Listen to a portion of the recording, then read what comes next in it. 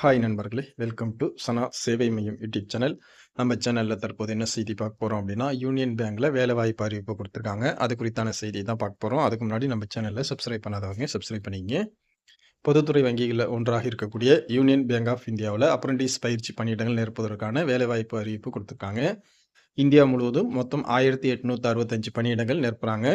இதில் தமிழ்நாட்டில் மட்டும் 95 பணியிடங்கள் நிரப்பப்பட இருக்கு.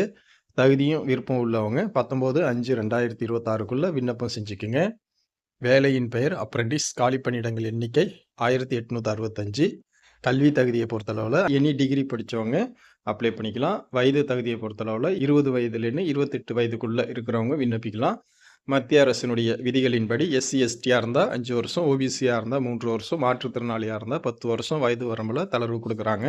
இதற்கான சம்பளமாக 15,000 ரூபா கொடுக்குறாங்க. இந்த பணியிடங்களுக்கு கணினி வழி தேர்வு அடிப்படையில் தகுதியானவர்கள் தேர்ந்தெடுக்கப்படுறாங்க.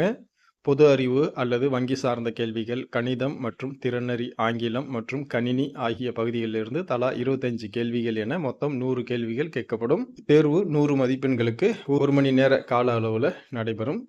இந்த வேலைக்கு விண்ணப்பிக்கணும் அப்படின்னா nats.education.government.in இந்த வெப்சைட்டில் விண்ணப்பிக்கலாம். விண்ணப்பிக்க கடைசி நாள் 19/5/2026.